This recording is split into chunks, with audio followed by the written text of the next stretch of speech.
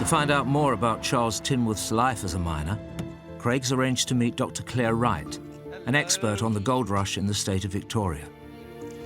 It's lovely to meet you. Lovely to meet you too. It's gorgeous up here, isn't it? Isn't it beautiful? Lovely. This is Black Hill. Yeah, I used to come here as a kid, actually. The reason I'm here is because I'd like to find out a little bit more information about my great-great-great-grandfather, Charles Tinworth. I can't imagine what life would have been like, actually, in the gold rush. When Charles and Elizabeth arrived here, they would have arrived to a tent city of about 40,000 people. Wow. So can you imagine everybody living under canvas, not just on 40-degree days with these northerly hot winds, but also in the freezing cold of winter? Yeah, snow. Well, I've lived through that. I've lived through the icy, freezing mornings, you know, when I was doing my paper round. Tens of thousands of miners like Craig's 3-times great-grandfather Charles brought their families to live in tents near the Ballarat goldfields. Crowded together with no sanitation, diseases like dysentery and typhoid spread quickly. Charles and Elizabeth were raising their 3 young children in these tough conditions. For the families that came out here, it was incredibly difficult. And Elizabeth herself didn't have it easy. We have the hospital records. Elizabeth Tinworth. She's 34 years old at this stage. Yeah, birthplace Essex, of course. She has been hospitalised for a condition called menorrhagia. Menorrhagia. Excessive menstrual bleeding. Oh, no. Which may have been actually a miscarriage. She was in hospital for 37 days. That's a long time. Oh, my God, that would have been awful. That's really sad. I mean, you don't often think of that, do you? You think of people striking it lucky, striking it rich, great big gold nuggets, everyone's celebrating, and you forget the hardships that they actually went through. Claire has brought Craig to an area by the Yarrowee River, where his 3-times great-grandfather used to mine. Watch your step. Prospectors could get to work after they'd paid a licence fee to the government for what was known as their claim. Charles would have been entitled to a 12-foot claim. So it's not a large piece of land, 12 by 12. No. In terms of the kind of mining that Charles would have been doing, this gives a really good indication of what it would have looked like on the banks of the creek.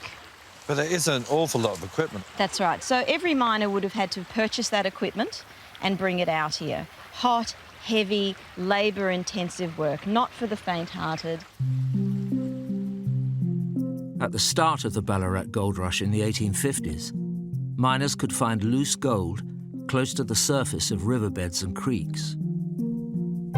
They'd dig here, using pans and cradles to separate the dirt from the precious metal.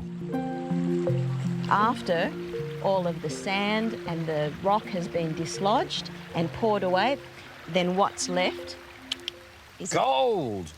those Yeah, the flecks of. the flecks of gold Yeah. left at the bottom. Wow.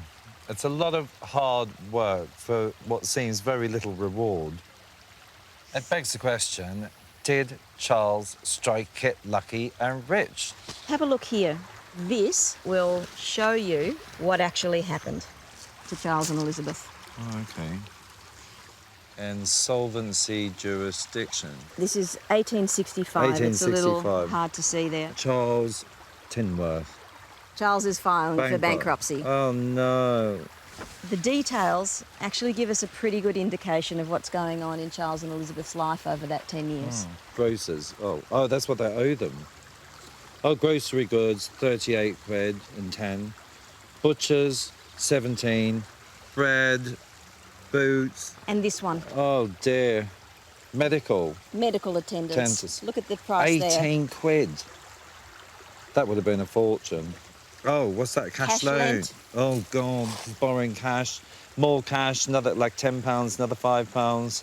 So here, James Tinworth lent him £10. Oh, so this James is his brother. and Joseph, Also his brother. brother. So we had 2 brothers here in Ballarat. Wow. I mean, when you look at this, the whole total is £107.49. I mean, what on earth would that be in today's money? Well, it's a lot of money. I mean, it's roughly between £8,000. Clearly, he knew he had no way of being able to pay this off. Yeah. And then just had to go into bankruptcy. And start again. What a nightmare. What on earth happened to them? Charles and Elizabeth, I was particularly moved by it, actually, because I thought, you know, that they were real, well, what we would call here Aussie battlers. You know, they really battled on until they could battle no longer. But, you know, good on them for trying. I think that's something to be definitely proud of and something that I can relate to. I'm hoping there is only one way on the Wheel of Fortune when you're down on it, and that's up. So I'm hoping the next part of the story might lift me up out of this little bit of glumness I feel today, you know, about their lives. After a decade searching for riches in the goldfields, Charles Tinworth had lost everything.